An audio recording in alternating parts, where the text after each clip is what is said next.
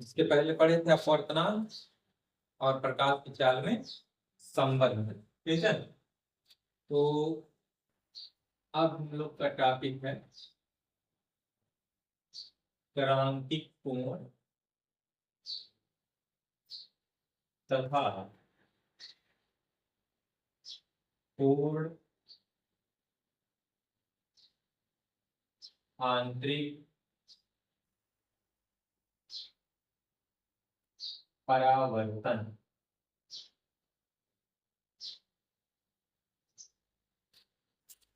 जो कि आपके एग्जाम के लिए इम्पॉर्टेंट है। क्रांतिक कोण तथा कोणांतरिक परावर्तन। देखिए, जब प्रकाश की किरण जो है, आपको बताया गया है कि जब सघन से, इस माध्यम से, सघन माध्यम से विरल में जाती है, ये सघन को बता दिया गया, सघन से विरल में जाती है तो अविलंब से दूर हट जाती है, क्या आपका आपतन कोण हो जाएगा या अपवर्तन कोण हो जाएगा। ठीक है, ऊपर माध्यम सघन है,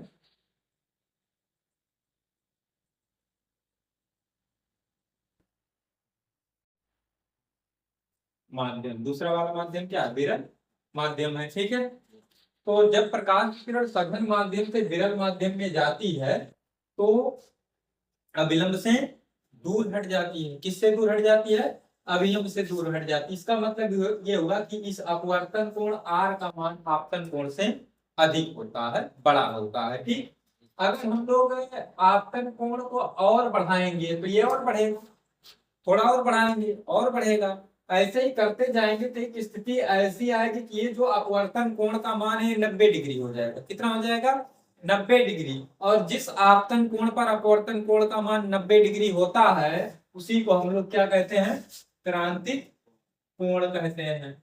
मतलब इस कोण को हम लोग ऐसे बढ़ाएं, ठीक है, और ये आपका कोण कितना बन जाए, 90 डिग्री।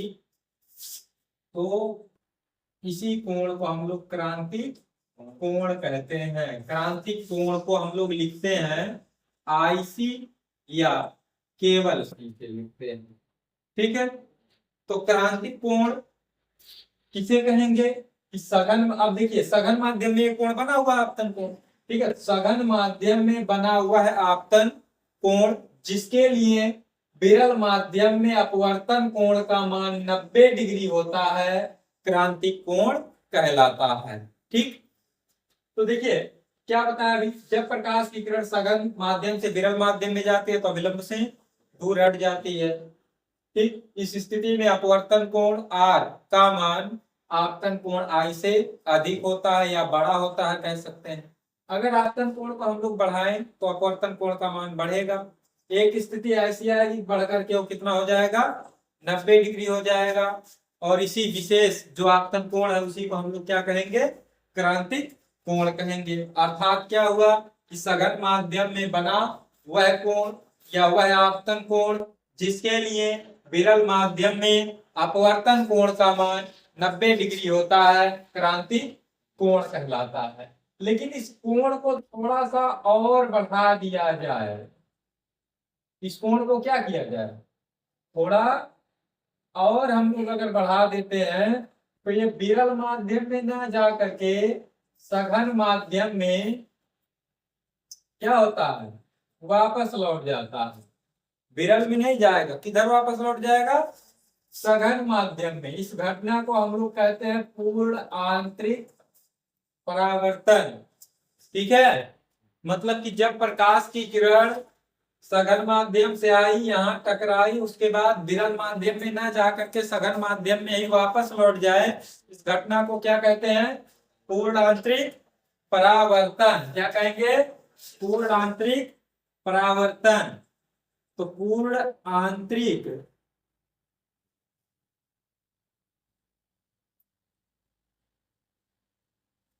परावर्तन की शर्तें, मतलब पूर्ण आंतरिक परावर्तन होगा कब, ठीक है, क्या शर्त है उसको होने का। ठीक है, तो पूर्ण आंतरिक परावर्तन की शर्तें दो पूरी होनी चाहिए। कितनी शर्त पूरी होनी चाहिए? दो। पहला क्या होना चाहिए कि प्रकाश सघन माध्यम से विरल माध्यम में आ रही हो। प्रकाश की किरण क्या हो रही हो? सघन माध्यम से विरल माध्यम में आ रहा हो। ठीक है, प्रकाश क्या हो रहा हो? सघन माध्यम से विरल माध्यम में आ रहा हो। ठीक। दूसरी शर्त यह है कि इस आपतन कोण का मान क्रांति कोण से अधिक होना चाहिए। मतलब इस क्रांति कोण से इसका आपतन कोण का मान क्या होना चाहिए? अधिक होना चाहिए। ठीक। तो पूर्णांतरिक परावर्तन की कितनी शर्तें हैं? दो शर्तें हैं। क्या क्या शर्तें हैं? पहली शर्त कि प्रकाश सघन माध्यम से विरल माध्यम में आ रहा हो। ठीक है।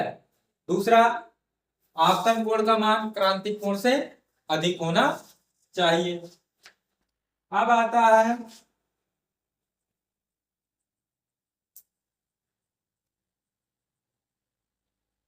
क्रांतिक कोण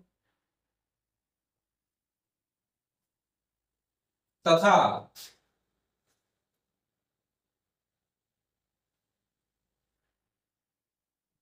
अपवर्तनांक में संबंध। क्रांतिक कोण तथा अपवर्तनांक में संबंध मतलब क्रांतिक कोण और अपवर्तनांक में क्या संबंध होता है। ठीक। तो यदि हम लोग विरल माध्यम को एक से लिखें,